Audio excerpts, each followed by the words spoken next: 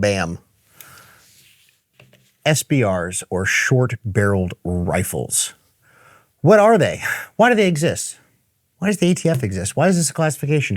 These are all questions we're going to dive into today in our series from the Armory, where we talk over the purpose and value of a short-barreled rifle. Now, the terminology short-barreled rifle is actually something sort of arbitrary that came along because of silly U.S. gun laws, and we won't dive into that. I'm sure all of you have your opinions there. But the idea overall, the sort of what the nomenclature means, is we're looking at a barrel that is shorter than 16 inches. And typically what we're going to see there in the more useful configurations out there on the market today is somewhere between like 10.5, 11.5, 12.5, something like that, where we're talking intermediate caliber. So probably 300 blackout or 5.56 most commonly. And again, in that 10.5 to 12.5 inch range. Why? Well, you're certainly losing a little bit of velocity with 5.56 specifically, though 300 blackout does address some of that with its design.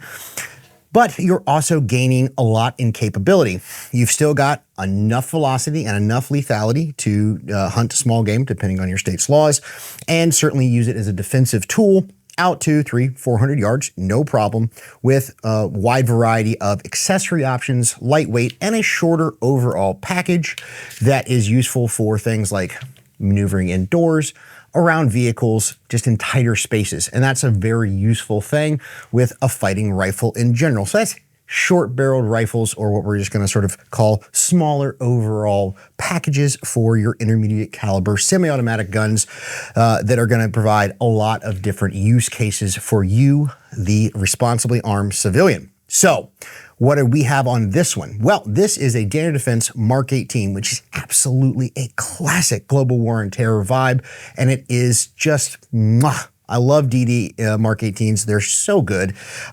This still has the quad rail, which I know a lot of people aren't going to like these days because it's heavier and chunkier, but man, I think it looks awesome. And you still have plenty of ways to accessorize it, even though a lot of stuff's going to M-LOK these days. I'm a big fan of the quad rail, but they make them with M-LOK as well if that's your thing. Starting up front, what do we have? Well, we've got this built out. Honestly, what you're going to see probably on the internet is pretty standard, and that's because this configuration particularly just works so well and is so versatile. So up front, we've got an innovative arms suppressor. This thing's pretty good. It's quiet, not terrible gas blowback, which is can definitely matter with a direct impingement system. When you're not using a flow-through can, sometimes these things, especially shorter ones, can get pretty gassy. This one really isn't too bad. It's definitely quiet, and it's been super reliable, absolutely bomb-proof. So we've been very happy with that.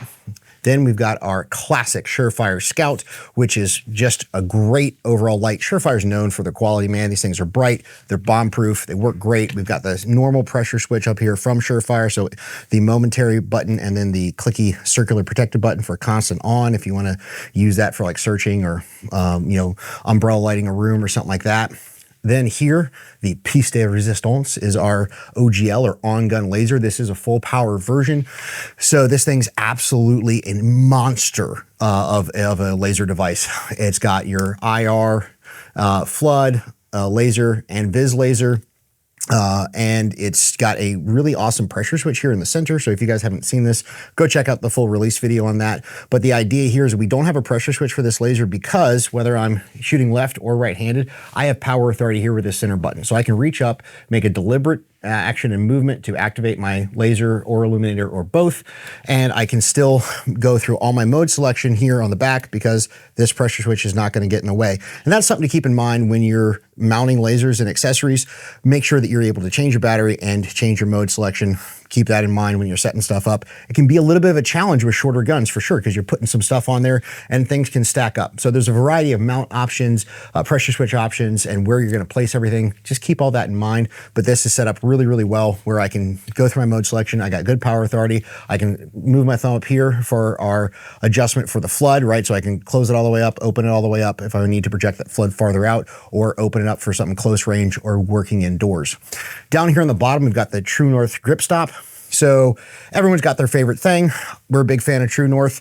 This works really, really well. Very lightweight, attaches to Picatinny, and it works great, for that modern C-clamp where, again, I can activate my pressure switch. I've got good power authority for the laser. Puts my hand exactly where it needs to be.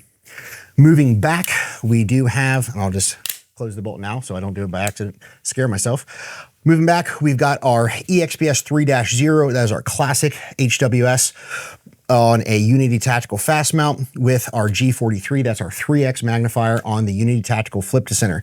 And as you can see, what that allows you to do is have the gun addressed up in your face, shooting through your HWS, and instead of having the magnifier off to the side where it can be a little imbalanced or maybe a snag hazard or rub on your gear or something like that, this puts it down on the center line of the rifle, and then you just flip it up, and you've got your magnification for shooting longer ranges or observation. Flip it right back down. Works super well. They've patented this design. It's pretty awesome. Moving back, we've got your standard DD charging handle, DO defense stock, and grip. Everyone's got their own preferences here. This has just worked well for us, so we've seen no need to change it. And then we've got a Haley Strategic sling, so that's pretty awesome. Works well, and it color matches, which, let's be honest, is pretty important.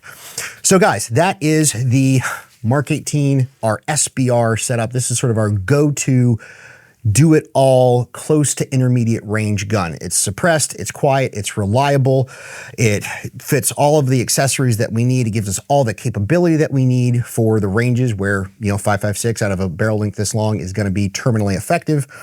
It's still not too heavy, and let's be honest, the Mark 18 is a vibe. The thing has done a lot of good work over the last 20 some odd years, and it's going to keep doing a lot of good work into the future. If you guys want more information on our optics or the lasers, anything like that, you can find it on our website. And I'd love to hear, do you guys see a value in SBRs, or are you running them as pistols? Do you have a pistol brace on the back? What do you guys do? Why? How do you set your guns up? What do you like and not like? Talk about it down below in the comments. Thank you so much for watching. Train hard, live free. See you next time.